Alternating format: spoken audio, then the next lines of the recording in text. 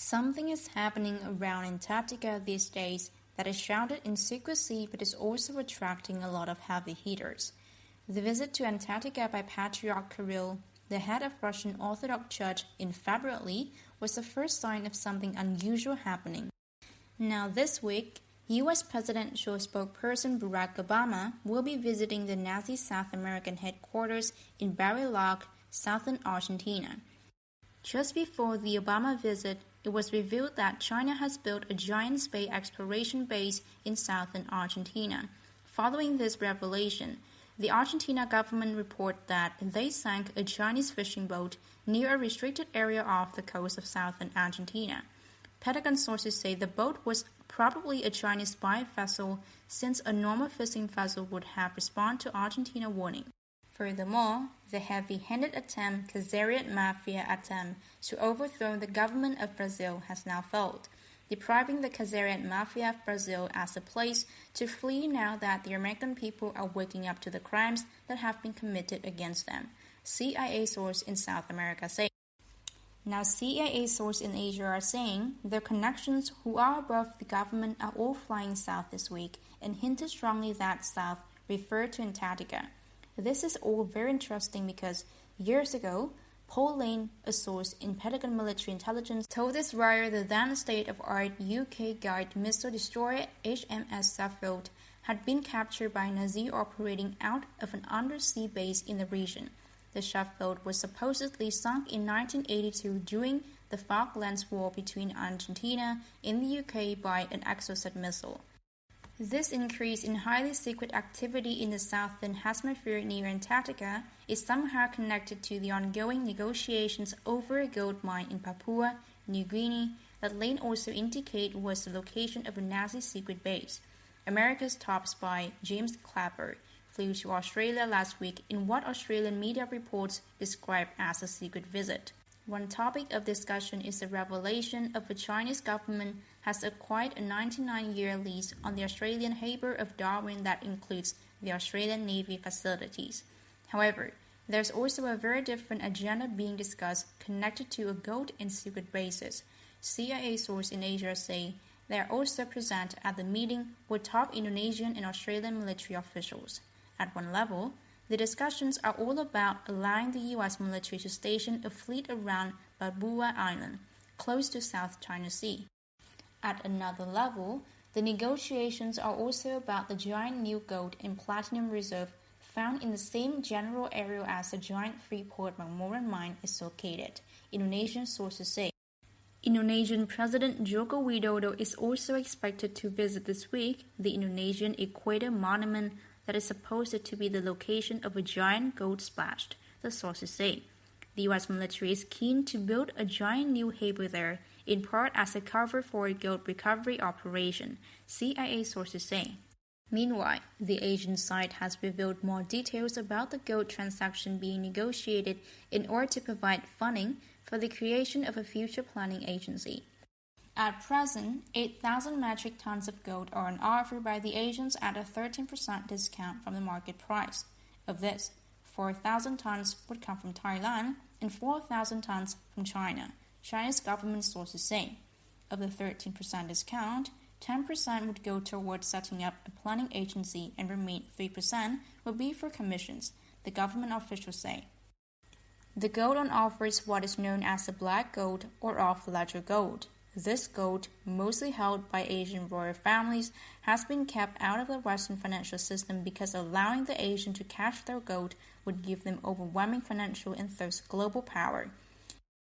In this deal, the Asians would get dollars and other hard currency that can be used around the world, while the gold-starved Westerners would be able to replenish their bullion coffers. As of this writing, no formal Western response has been received for the 8,000-ton offer, but one is expected soon. In related news, this writer participated in a taping of a Japanese Prime TV show due to be aired on the March 31st that will show the Japanese public clear evidence of the Western Kabul plans to kill 90% of the world's population. The show includes footage of the notorious Georgia Guidestones. The show also includes a segment discussing why Princess Diana was murdered and a segment about Native American contacts with possible aliens. This appeared to be the beginning of some sort of disclosure process. It must be noted that the show must have been approved by the U.S. ambassador to Japan, Caroline Kennedy, Kennedy's father. President John F. Kennedy was murdered in part because he wanted to use Asian gold to take the U.S. dollar out of the control of the Khazarian mafia cabal. We are also now hearing from the U.S. military that the North Korean submarine sunk recently was actually an Israeli submarine that was sunk on March 11 in remembrance of the Fukushima. However, Pentagon sources say Israel still have 2 more subs and much more to pay because 16 U.S. ships that added Japan in Operation Tomodachi after 11 March are still contaminated. Another Khazarian crime that is still to be fully punished is the downing of Malaysian Airlines Flight 370. Pentagon sources are saying that Goldman Sachs may have been used to pay the Malaysian Prime Minister Najib Razak $680 million to help cover up the hijacking of this plane to prevent the return home of 12 Chinese engineers working for Freescale Semiconductors. FBI Director Jim Comey visited China on March the 14th, likely as part of this probe that also involved the Russian investigators, the sources said. Inside the U.S. as well, the takedown of the Khazarian mafia is proceeding at an accelerating pace.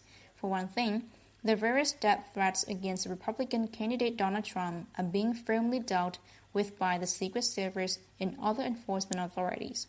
The random mobs being hired by George Soros are also being dealt with.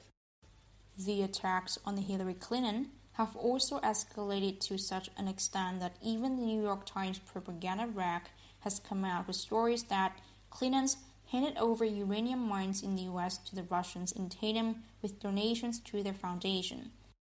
Meanwhile, presidential spokesperson Barack Obama's attempt to place Khazarian Jew Merrick Garland on the Supreme Court to replace Antonin Scalia has created a huge backlash of operation. Garland was involved in the cover-up of Oklahoma City bombings and is in support of gun control. His appointment is opposed by the Republicans, the Vatican, the military, the NSA, militia members, and many others. It is almost as if he was selected deliberately to galvanize oppositions to Khazarian mob rule.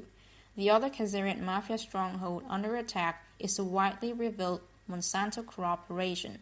Their attempt to ban the labeling of GMO crops on foodstuffs has backfired, and now severe major food makers, including General Mills and Cabell Soup, have promised to label GMO foods. Furthermore, the FBI is now probing the various food poisoning outbreaks that affected the Chipotle fast food chain after it announced it was going GMO-free. Initial evidence is pointing the Monsanto goons as being the culprits, FBI sources say.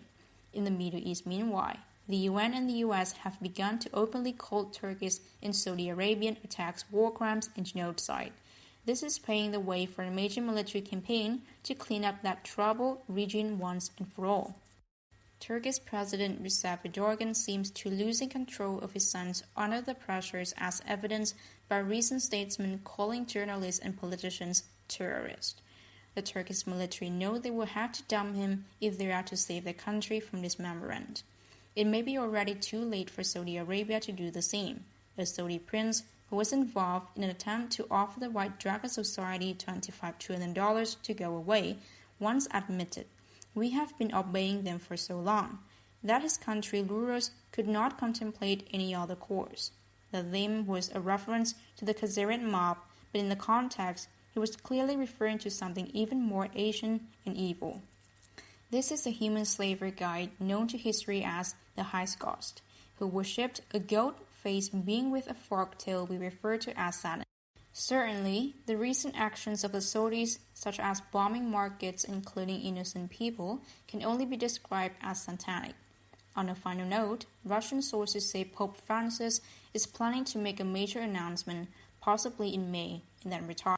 While experience have taught us to be wary of specific dates or deadlines, it is undeniable that major world changes are taking place. The White Dragon Society, for its part, will make some sort of announcement if and when it sees the actual physical goat mentioned.